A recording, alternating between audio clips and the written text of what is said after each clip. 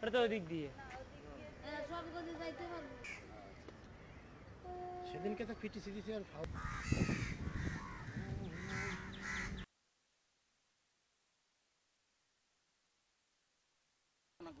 পরে ওরা বাধ্য হয়ে এখান থেকে গুটায় নিয়ে গেছে। শফি এবং জসিম ওরা যে পাহাড়ের যে বিষয়গুলো করতেছে ভোগ দখল, এই ব্যাপারে কি কি জানেন আপনি?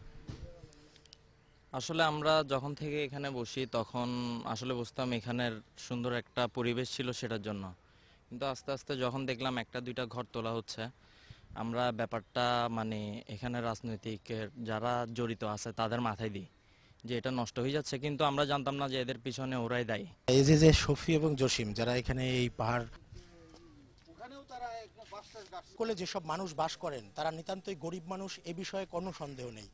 কিন্তু এই গরিব মানুষদেরকে ব্যবহার করে পাহাড় কাটার মাধ্যমে সম্পদের পাহাড় গড়ছেন এক শ্রেণীর মানুষ। এদেরকে এই অপরাধমূলক কর্মকাণ্ড থেকে নিবৃত্ত করাই সবচেয়ে বড় চ্যালেঞ্জ। চট্টগ্রামের সিআরবি পাহাড় থেকে রেজা খান, মোহনা সংবাদ।